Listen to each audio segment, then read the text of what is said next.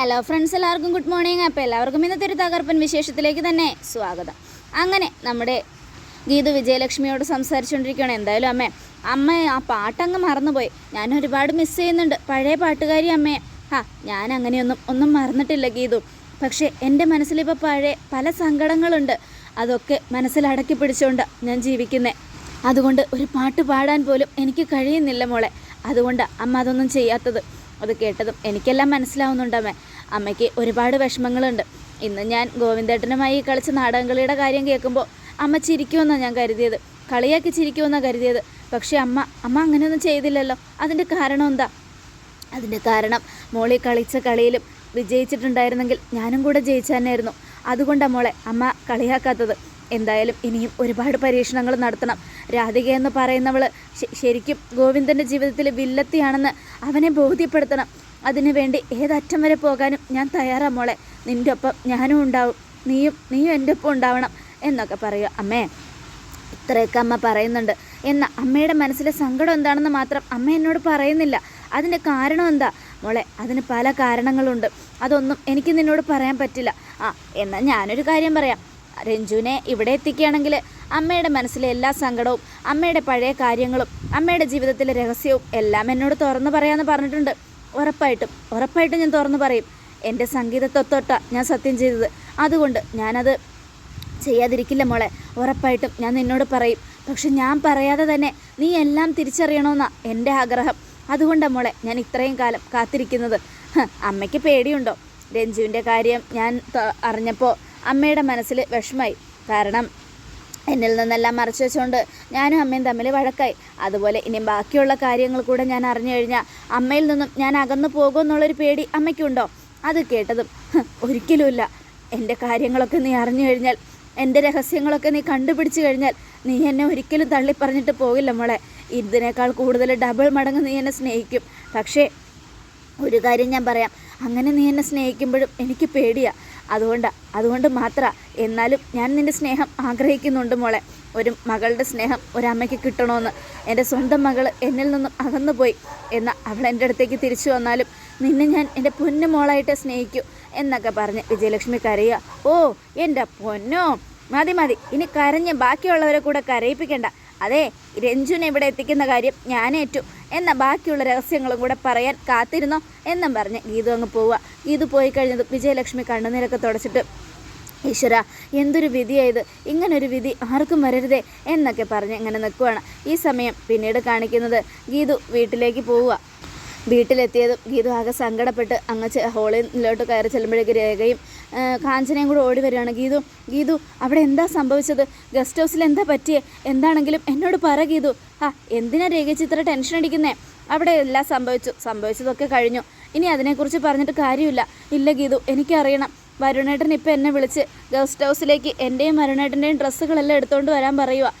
വരുണേട്ടൻ എന്താ ഇങ്ങോട്ട് വരാത്തെ? അവിടെ എന്താ പ്രശ്നം? എന്താ പറ്റിയത് എന്നൊക്കെ ചോദിക്കുകയാണ്. അതൊക്കെ രേഖേച്ചി എങ്ങനെ അറിഞ്ഞേ? ഞാൻ അറിഞ്ഞില്ലല്ലോ. വരുണേട്ടൻ എന്നോട് വരാൻ മാത്രം പറഞ്ഞു, വേറെ ഒന്നും പറഞ്ഞില്ല. അതൊക്കെ ഞാൻ പിന്നെ പറയാം. കണ്ണേട്ടൻ എവിടെ? ഗോവിന്ദേട്ടൻ അകത്തുണ്ട് ഗീതു. ആകെ വിഷമത്തില്ല. വന്നപ്പോൾ മുതൽ മുറി അടച്ച് ഒരേ ഇരിപ്പാ. അത് കേട്ടതും രാധികാമ്മ വന്നോ? രാധികാമ്മ വന്നു. പിന്നെ രാധികാമ്മയ്ക്ക് ഗീതു പാപ്പാവും ഗോവിന്ദ മാമാവും രണ്ടുപേരും തനിച്ച് ഗസ്റ്റ് ഹൗസിലേക്ക് പോണത് പിടിക്കില്ലേ? ഞാനും ഗോവിന്ദേട്ടനും കൂടെ ഗസ്റ്റ് ഹൗസിൽ പോയ കാര്യം രാധികാമ്മ എങ്ങനെ അറിഞ്ഞു? അത് നാന്താ സൊന്നെ. നിങ്ങളോ? അതെ, ഞാൻ തന്നെയാണ് പറഞ്ഞത്. അതിന് ഞാനും കണ്ണേട്ടനും ഗസ്റ്റ് ഹൗസിൽ പോകുന്ന കാര്യം നിങ്ങളെങ്ങനെയാണ് അറിഞ്ഞത്? അത് വന്ന് ഗീതു പാപ്പ ഗോവിന്ദ മാമനോട് ഫോണിൽ സംസാരിക്കുന്നത് ഞാൻ കേട്ടതാ. ഓ രേഖച്ചി, എന്നെ ഒന്ന് പിടിച്ചോ, ഇല്ലെങ്കിൽ ഞാനിന്നിവരെ ഒലയ്ക്ക് കടിച്ച് കൊല്ലും. അയ്യോ, എന്നെ ഒന്നും ചെയ്യല്ലേ ഗീതു പാപ്പ. ഞാൻ ഉന്മേതാനെ സൊന്നെ. ഞാനത് രാധികാമാക്കിട്ടെ സൊന്നതിനാലതാ ഉങ്ങളെ എപ്പിടി എല്ലാം സൊല്ലിച്ച് എന്നൊക്കെ പറഞ്ഞുകൊണ്ട് കാഞ്ചന ഇങ്ങനെ നിൽക്കുക. അയ്യോ എൻ്റെ ദൈവമേ, ഈ നാശം പിടിച്ച സ്ത്രീ കാരണം എൻ്റെ എല്ലാ പ്ലാനുകളും പൊളിഞ്ഞല്ലോ. ഇനിയിപ്പം ഞാൻ എന്താ ചെയ്യുക എന്നൊക്കെ ആലോചിച്ചുകൊണ്ട് ഗീതു ഇങ്ങനെ തലയ്ക്കും കൈ കൊടുത്ത് നിൽക്കുക. ഗീതു, സത്യത്തിൽ അവിടെ എന്താ സംഭവിച്ചേ? എന്താണെങ്കിലും പറ എൻ്റെ ചേച്ചി. അതൊക്കെ ഞാൻ പറയാം. എനിക്ക് കണ്ണേട്ടനെ ഒന്ന് കാണണം, എന്നിട്ട് കണ്ണേട്ടനോട് സംസാരിക്കണം. അത് കഴിഞ്ഞിട്ട് എല്ലാം ഞാൻ പറയാം. ഗീതു, എന്നോട് പറ ഗീതു. പറയാമെന്ന് ഞാൻ പറഞ്ഞല്ലോ. അതിനു മുമ്പ് എനിക്ക് ചില കാര്യങ്ങൾ പറഞ്ഞു തീർക്കാനുണ്ട്. നിങ്ങളിങ്ങോട്ട് വന്നേ എന്നും പറഞ്ഞ് കാഞ്ചനയുടെ കൈ പിടിച്ച് വലിച്ചുകൊണ്ട് സ്റ്റെപ്പിൽ കൂടെ വലിച്ചുകൊണ്ട് പോവുക ഗീതു.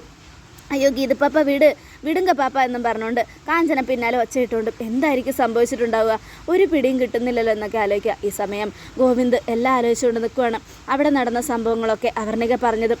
എന്നാലും ഗോവിന്ദ് സാറിന് വേണ്ടി സ്വന്തം ജീവൻ പോലും പണയം വെച്ച് ഇന്ന് ഗീതാഞ്ജലി കാണിച്ച ഈ അപകടം പിടിച്ച കളിയിലുണ്ടല്ലോ, ഗോവിന്ദ് സാറിനോടുള്ള സ്നേഹം മാത്രമേ ഉള്ളൂ. എന്നാൽ ഒരു മിനിറ്റ് കൊണ്ട് എല്ലാം മാറ്റിമറിച്ചു ഗോവിന്ദ് സാറിനെ കുറിച്ച് ഞാൻ ഇത്രയ്ക്ക് പ്രതീക്ഷിച്ചില്ല. അവനോടുള്ള പ്രതികാരം ചെയ്യാൻ വേണ്ടി എൻ്റെ മനസ്സിലെ വൈരാഗ്യം പോലും അടക്കി വെച്ച് ഞാൻ ഗീതുവിനോടൊപ്പം നിന്നത്. പക്ഷെ ഗോവിന്ദ് സാർ അവസാന നിമിഷം കൂറുമാറിയല്ലോ എന്നും പറഞ്ഞ് സങ്കടപ്പെട്ട് പോയതൊക്കെ ഇങ്ങനെ ആലോചിച്ചുകൊണ്ടിരിക്കുമ്പോൾ കഥക് തുറന്ന് ഗീതു വരിക. കണ്ണേട്ട എപ്പോഴാണ് വന്നേ? എനിക്ക് കണ്ണേട്ടനോടൊരു കാര്യം പറയാനുണ്ട്. നമ്മൾ രണ്ടുപേരും ഒരുമിച്ച് ഗസ്റ്റ് ഹൗസിലേക്ക് പോയ വിവരം ഈ കാഞ്ചനാക്കിയാണ് രാധിക അമ്മയോട് പറഞ്ഞത്. അതറിഞ്ഞിട്ടാണ് നിങ്ങളുടെ രണ്ടാനമ്മ നിങ്ങളുടെ മുൻപിൽ നാടകം കളിച്ചത്. പറ, അവിടെ നടന്നത് എന്തൊക്കെയാണെന്ന് മര്യാദയ്ക്ക് പറ. അത് കേട്ടതും വേണ്ട, ഒന്നും പറയണ്ട, കഴിഞ്ഞത് കഴിഞ്ഞു, ഇനി അതിനെക്കുറിച്ച് സംസാരിക്കാൻ എനിക്ക് താല്പര്യമില്ല. കാഞ്ചന പോയിക്കോ. നന്ദി മാമ എന്നും പറഞ്ഞ് കാഞ്ചന രക്ഷപ്പെടാൻ നോക്കുമ്പോഴേക്കും അങ്ങനെ പറ്റില്ല, എൻ്റെ നിരപരാധിത്വം എനിക്ക് തെളിയിക്കണം. അതിന് ഈ കാഞ്ചനാക്കിയെ പോസ്റ്റ്മോർട്ടം ചെയ്യണം. എന്ത് പോസ്റ്റ്മോർട്ടമോ? കടവുളെ, എന്നെ ഒന്നും பண்ணാതെ, എനിക്ക് പോസ്റ്റ്മോർട്ടം ഒന്നും വേണ്ട. എന്നെ കൊല്ലാനുള്ള പരിപാടിയല്ലേ? ഞാൻ സമ്മതിക്കില്ല. എന്നെ കൊന്നാൽ എൻ്റെ സ്വഭാവം മാറും, മനസ്സിലായിക്കോ? അയ്യോ, എനിക്ക് പേടിയാണ്, ഞാൻ പോകുന്നു. അങ്ങനെ നിങ്ങൾ പോകാൻ ഞാൻ സമ്മതിക്കില്ല. മര്യാദയ്ക്ക് എന്താ നടന്നെന്ന് എല്ലാം കണ്ണേട്ടനോട് തുറന്നു പറ. അയ്യോ, ഞാനൊന്നും പണല്ലേ, സത്യമാ ഒന്നും പണല്ലേ, മണിച്ചത് മാമ എന്നും പറഞ്ഞ് കാഞ്ചന കരയുക. ഗീതു പ്ലീസ്, കാഞ്ചന പൊയ്ക്കോ. നന്ദി മാമ എന്നും പറഞ്ഞ് കാഞ്ചന ഓടി രക്ഷപ്പെടുക. എന്താ കണ്ണേട്ട ഇത്? ഞാൻ എൻ്റെ നിരപരാധിത്വം തെളിയിക്കാനല്ലേ വന്നത്. എനിക്ക് പറയണം, എൻ്റെ കണ്ണേട്ടനോടെല്ലാം പറയണം. കണ്ണേട്ടൻ്റെ രാധികാമ്മ എന്താണെന്ന് കണ്ണേട്ടന് അറിയണം. ഗീതു മതി, നിർത്ത് പ്ലീസ്. ഇനി എനിക്ക് വയ്യ, ഇനി എനിക്ക് പറ്റില്ല ഗീതു. അതുകൊണ്ടാണ് ഞാൻ നിന്നോട് പറഞ്ഞേ. എന്താ കണ്ണേട്ട? എന്താണെങ്കിലും എന്നോട് പറ. അത് പിന്നെ രാധികാമ്മയെക്കുറിച്ചുള്ള ഒരു കാര്യങ്ങളൊക്കെ നീ പറയുമ്പോഴും എൻ്റെ ഹൃദയത്തിൽ നിന്ന് ചോര പൊടിയുന്ന വേദനയാണ്. അതിൻ്റെ കാരണം എന്താണെന്നറിയാമോ? എല്ലാം നേടിപ്പിടിച്ച എൻ്റെ അച്ഛൻ്റെ അടുത്ത് നിന്നും ചൂത് കളിച്ചും കടം മേടിപ്പിച്ചും ഒക്കെ നഷ്ടപ്പെടുത്തിയത് നിൻ്റെ അച്ഛനാ ഭദ്രൻ. പക്ഷേ ആ സമയത്ത് ഞങ്ങൾക്കെല്ലാം നഷ്ടപ്പെടുമ്പോൾ കൂടെ പിടിച്ച് രാധികാമ്മ കൂടെ ഉണ്ടായിരുന്നു. അന്ന് എനിക്കൊരു രണ്ടാനമ്മയുടെ സ്നേഹമല്ല രാധികാമ്മ തന്നത്, ഒരു പെറ്റമ്മയുടെ സ്നേഹമാണ്. അങ്ങനെയുള്ളപ്പോൾ ആ സ്നേഹം ഞാൻ പലപ്പോഴും കണ്ടില്ലെന്ന് നടിച്ചു, എല്ലാം നിനക്ക് വേണ്ടി. എന്നാൽ ഇന്നും രാധികാമ്മയുടെ നേരെ നീ ചെയ്തതൊക്കെ ഒരു ഇതാണെന്ന് കരുതി സന്തോഷത്തോടെ ഞാൻ വന്നതാ എല്ലാം മനസ്സിലാക്കാൻ. പക്ഷേ അവരതൊക്കെ ചെയ്തത് എനിക്ക് വേണ്ടി. എന്ത്, കണ്ണേട്ടിന് വേണ്ടിയോ? അതെ, എനിക്ക് വേണ്ടി മാത്രം. കണ്ണേട്ടിന് വേണ്ടി അവരെന്ത് ചെയ്തു? ഞാൻ നിനക്ക് ഡിവോഴ്സ് നോട്ടീസ് അയച്ചിരുന്നല്ലോ. അപ്പോൾ നീ ഡിവോഴ്സ് തരില്ല എന്ന് വിചാരിച്ച് നിന്നിൽ ഒരു കള്ളത്തരം ഉണ്ടാക്കണം, ഒരു അവിഹിതം ഉണ്ടാക്കണം, അപ്പോൾ പെട്ടെന്ന് ഡിവോഴ്സ് കിട്ടുമെന്നും പറഞ്ഞാൽ ഇങ്ങനെയുള്ള കാര്യങ്ങളൊക്കെ സംഭവിച്ചത് ഗീതു. അല്ലാതെ ഒരിക്കലും രാധികാമ്മ നിനക്കോ എനിക്കോ എതിരെ ഒരു ഗൂഢാലോചനയും നടത്തിയിട്ടില്ല. ഓഹോ നന്നായി കണ്ണേട്ടാ. ഇപ്പം ഞാൻ പുറത്തും അവരകത്തും അല്ലേ? എനിക്കെല്ലാം മനസ്സിലായി. അല്ലെങ്കിൽ ഞാൻ ആരുമല്ലല്ലോ, പുറത്തുനിന്ന് വന്നവൾ. അതുകൊണ്ടല്ലേ ഇങ്ങനെയൊക്കെ പറയുന്നത്? ഇല്ല ഗീതു, ഒരിക്കലുമില്ല. രാധികാമ്മ എനിക്കൊരു രണ്ടാനമ്മയായിരുന്നില്ല. ഒരിക്കലും ഒരമ്മയും രക്തബന്ധം അല്ലാത്ത ഒരമ്മയും മകനും ആയിരുന്നു ഞാനും അവരും. പക്ഷേ എന്നാലും എനിക്ക് തന്നിരിക്കുന്ന സ്നേഹം വരുണിനേക്കാളും മുകളിലാണ്. ആ അമ്മയുടെ സ്നേഹവും കരുതലും തണലുമാണ് ഇന്ന് AGMൻ്റെ MD ആയി ഞാൻ ഇരിക്കുന്നത്. ആരും ഇല്ലായിരുന്നെങ്കിൽ ഞാനും തളർന്നു പോയാനെ. ഇന്നിതൊക്കെ തിരിച്ചു പിടിച്ചിട്ടുണ്ടെങ്കിൽ അതിൻ്റെയൊക്കെ പിന്നിൽ എൻ്റെ രാധികാമ്മയാണ്. അവരെ ഞാൻ വിഷമിപ്പിക്കുമ്പോഴും എനിക്ക് നല്ല സങ്കടമുണ്ട്. നീ അറിയുന്ന രാധികാമ്മയല്ലായിരുന്നു പണ്ട്. ഇപ്പോൾ അവരെന്തെങ്ങനെ മാറിപ്പോയെന്നും എനിക്കറിയില്ല. പക്ഷെ പറ്റുന്നില്ല. അവസാന നിമിഷം ഗസ്റ്റ് ഹൗസിൽ നടക്കാൻ പോകുന്ന കാര്യങ്ങളെല്ലാം ഏറ്റുപറഞ്ഞ് രാധികാമ്മ എൻ്റെ മുൻപിൽ നിന്ന് മാപ്പ് പറയുമ്പോൾ എനിക്ക് മറ്റൊരു കാര്യം ചിന്തിക്കാൻ തോന്നിയില്ല ഗീതു. അതുകൊണ്ടാണ് ഞാൻ അവർക്ക് മാപ്പ് കൊടുത്തത്. അപ്പോൾ അവരെന്നോട് ചെയ്തത് വെറുമൊരു വളഞ്ഞ വഴി മാത്രമാണെന്നാണോ കണ്ണേട്ടൻ ചിന്തിക്കുന്നത്? അല്ല, ഒരിക്കലും ഒരു പെണ്ണിനോടും ചെയ്യാൻ പാടില്ലാത്ത ചതി, ക്രൂരത, വഞ്ചന, അതിന് മാപ്പ് കൊടുക്കാനാകില്ല. പക്ഷേ എനിക്കിവിടെ മാപ്പ് കൊടുത്തേ പറ്റൂ ഗീതു. അതുപോലെയുള്ള സ്നേഹമാണ് രാധികാമ്മ എനിക്ക് തന്നത്. നീ എന്നെ ഒന്ന് മനസ്സിലാക്കണം. മനസ്സിലാവും കണ്ണേട്ടാ, എനിക്കെല്ലാം മനസ്സിലാവും. സാരമില്ല, കണ്ണേട്ടൻ്റെ ആഗ്രഹം പോലെ തന്നെ നടക്കട്ടെ. എനിക്ക് ഈ സങ്കടം മറക്കാൻ 2 എണ്ണം അടിക്കണം. അതിനെന്താ, 2 എണ്ണം അടിച്ചോ. പക്ഷേ കുടിക്കാനെന്നും പറഞ്ഞ് പുറത്തു പോകാൻ ഞാൻ അനുവദിക്കില്ല. ഞാൻ അങ്ങനെ കണ്ണേട്ടൻ പോയാൽ ഞാൻ അതിനെ തടയുകയും ചെയ്യും. എന്നാൽ നീ ഒന്ന് തടയും, ഞാൻ കാണട്ടെ. അതേ, ഞാൻ പറഞ്ഞ അങ്ങോട്ട് കേട്ടാൽ മതി. ഇനിയിപ്പോൾ കുടിക്കണമെന്ന് നിർബന്ധമാണെങ്കിൽ 2 പെഗ് ഇവിടെ ഇരുന്ന് അടിച്ചോ. അത് കൊള്ളാലോ. അത് കൊള്ളാലോ. അതേ, ഒരു ഭർത്താവിൻ്റെ ഇഷ്ടങ്ങളെ തള്ളിക്കളയുന്ന ഭാര്യയേക്കാൾ നല്ലതല്ലേ ഭർത്താവിൻ്റെ ഇഷ്ടത്തിനൊപ്പം നിൽക്കുന്ന ഒരു ഭാര്യ. അതുകൊണ്ട് എൻ്റെ കണ്ണേട്ടന് എന്താഗ്രഹം ഉണ്ടെങ്കിലും എന്നോട് പറഞ്ഞോട്ടോ. ഇഷ്ടം പോലെ കുടിച്ചോ എന്നും പറഞ്ഞുകൊണ്ട് ഗീതു അങ്ങ് പോവുക. അപ്പോൾ ഗോവിന്ദന് ഭയങ്കര സന്തോഷമായി. സന്തോഷത്തോടെ ഗോവിന്ദ് അങ്ങനെ ഓരോന്ന് ആലോചിച്ചുകൊണ്ടിരിക്കുക. ഈ സമയം പിന്നീട് കാണിക്കുന്നത് ഭദ്രനെയാണ്. ഭദ്രൻ ഇങ്ങനെ ഓരോന്ന് ആലോചിച്ചുകൊണ്ടിരിക്കുമ്പോൾ ദേ വരുന്നടാ വിലാസിനി, പ്രിയ വന്നിട്ട് ചോദിക്കുക, അച്ഛാ ഞാൻ അമ്മയെ വിളിച്ചിട്ട് അമ്മ ഫോൺ എടുക്കുന്നില്ല. അമ്മ എന്താ ഫോൺ എടുക്കാത്ത? അച്ഛൻ അമ്മയെ വിളിച്ചോ? ഞാൻ വിളിച്ചില്ല. ഞാനെന്തിനാ അവളെ വിളിക്കുന്നത്? അവൾ വേണമെങ്കിൽ എന്നെ വിളിക്കട്ടെ. എൻ്റെ അച്ഛ അടുക്കളയിലെ പണിയൊക്കെ ബാക്കി കിടക്കുക.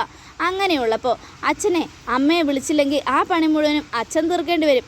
ഓ, നീ എന്താ പറയുന്നേ? ജോലി മുഴുവനും ഞാൻ ചെയ്യണമെന്ന് അല്ലേ? അപ്പോൾ ജോലിയെല്ലാം എന്നെക്കൊണ്ട് ചെയ്യിക്കാനാണോ നിൻ്റെ ഉദ്ദേശം?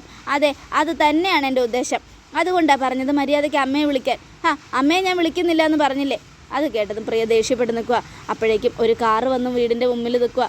എല്ലാവരും അതിശയത്തോടെ ആ കാറിലേക്ക് നോക്കിയപ്പോൾ അതിൽ നിന്നും വിലാസിനി ഇറങ്ങുക. വിലാസിനി കാറിലോ എന്നും ഭദ്രൻ. അപ്പോഴേക്കും വിലാസിനി ഒരു സ്ലോ മോഷനിൽ ഇറങ്ങി കയ്യിൽ ഇങ്ങനെ വെച്ചിരിക്കുന്ന പേഴ്സിലേക്കൊന്ന് നോക്കി. അപ്പോൾ എല്ലാവരും ഇത് വിലാസിനി തന്നെയാണോ? അമ്മയ്ക്ക് ഇവിടെ ഇങ്ങനെ കാറിലൊക്കെ വരാനുള്ള കാശ് കിട്ടിയേ എന്നൊക്കെ ആലോചിച്ചുകൊണ്ട് പ്രിയെ നിൽക്കുകയാണ്. അപ്പോഴേക്കും വിലാസിനി പേഴ്സ് തുറന്ന് അതിൽ നിന്നും 500 നോട്ട് കെട്ടുള്ള ഒരു വലിയ കെട്ടെടുത്തു. എന്നിട്ട് ആ കെട്ടിൽ നിന്നും 2 നോട്ട്, അതായത് 1000 രൂപ എടുത്ത് ഡ്രൈവറിന് കൊടുത്തു. നന്ദി മാഡം, എന്നാൽ ഞാൻ പോയിട്ട് വരട്ടെ. പോയിക്കോ, പിന്നെ ഞാൻ എപ്പോൾ വിളിച്ചാലും വരണം. ഓ, ഞാൻ ഓടി വരാം മാഡം എന്നും പറഞ്ഞ് കാറുകാരൻ അങ്ങ് പോയി. കാറുകാരൻ പോയി കഴിഞ്ഞ് ഭദ്രൻ, വിലാസിനിയുടെ കയ്യിൽ നോട്ട് കെട്ടുകളോ? ഇവൾക്ക് എങ്ങനെ ഇത്രയും പണം കിട്ടിയത്? ഒരു പിടിയും കിട്ടുന്നില്ലല്ലോ എന്നൊക്കെ ആലോചിച്ചുകൊണ്ട് നിൽക്കുക. അപ്പോഴേക്കും വിലാസിനെ അടുത്തെത്തി. വിലാസിനെ, നിൻ്റെ കയ്യിൽ എവിടുന്ന ഈ പണം?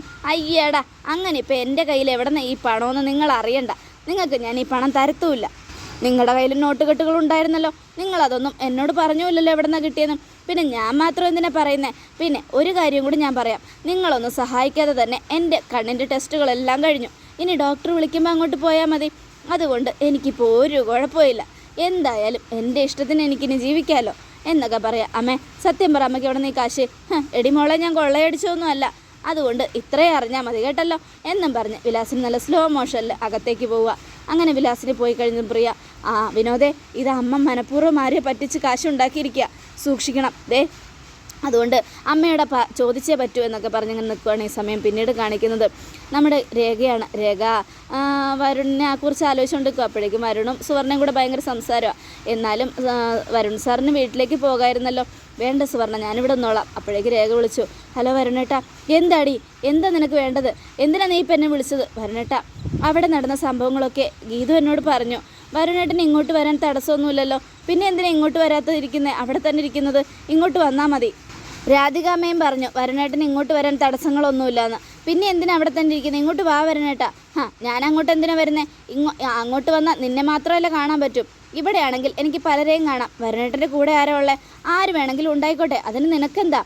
ഞാൻ എനിക്ക് ഇഷ്ടമുള്ളവരോടൊപ്പം ജീവിക്കും, ഇഷ്ടമുള്ളവരോടൊപ്പം കറങ്ങി നടക്കും. നീ അതൊന്നും അറിയേണ്ട ആവശ്യമില്ല, മനസ്സിലായല്ലോ? അത് കേട്ടതും എന്താ വരുണേട്ടാ ഇത്, എന്തിനാ ഇങ്ങനെയൊക്കെ പറയുന്നത് എന്നൊക്കെ ചോദിക്കണം. പിന്നെ ഞാൻ എങ്ങനെ പറയണോടി? മര്യാദയ്ക്ക് ഫോൺ വയ്ക്കും, എനിക്കിവിടെ കുറേ കാര്യങ്ങൾ ചെയ്യാനുണ്ട്. അപ്പോഴേക്ക് സുവർണ ഭയങ്കര ചിരിയാ. അത് കേട്ടതും ആരാ? സുവർണയാണോ അടുത്തുള്ളത്? ആരായാലും നിനക്കെന്താ? ഞാൻ നീയുമായിട്ട് ഒരു ബന്ധമില്ലെന്ന് പറഞ്ഞില്ലേ? ഇനിയിപ്പോൾ അതിനെക്കുറിച്ചൊന്നും നീ അന്വേഷിക്കേണ്ട, ഫോൺ വെക്കടി. അത് കേട്ടതും രേഖ, വരുണേട്ടൻ ഇങ്ങോട്ട് വാ വരുണേട്ടാ. പറ്റില്ലെന്ന് പറഞ്ഞില്ലേ? ഞാൻ വരുന്നില്ല എന്ന് പറഞ്ഞാൽ വരുന്നില്ല. എനിക്കിവിടെ സുവർണയുമായിട്ട് ജീവിച്ചാൽ മതി. അത് കേട്ടതും രേഖ ദേഷ്യപ്പെട്ട് ഫോൺ കട്ട് ചെയ്യാണ്. കട്ട് ചെയ്തപ്പോൾ രേഖയുടെ കരച്ചിൽ സഹിക്കാൻ പറ്റുന്നില്ല. അപ്പോൾ സുവർണ, എന്തിനാ വരുണേട്ടാ വെറുതെ വരുൺ സാർ രേഖയെ ഇങ്ങനെ വിഷമിപ്പിക്കുന്നത്? ഇത്തിരി വിഷമിക്കട്ടെ, എൻ്റെ ജീവിതത്തിലേക്ക് കയറി വന്നവളവൾ, എനിക്കത് ഇഷ്ടമല്ല. സുവർണയാണ് എനിക്കിഷ്ടം എന്നൊക്കെ പറഞ്ഞുകൊണ്ട് വരുൺ ഇങ്ങനെ ഇരിക്കണം. അപ്പോഴേക്ക് രേഖ കരയുന്നതുകൊണ്ട് ഗീതു അങ്ങോട്ട് വരിക. എന്താ ചേച്ചി, എന്ത് പറ്റി? അപ്പോൾ ഗീതുവിനെ കെട്ടിപ്പിടിച്ച് രേഖ കരയുക. സഹിക്കാൻ പറ്റുന്നില്ല മോളെ, ഒന്നും സഹിക്കാൻ പറ്റുന്നില്ല.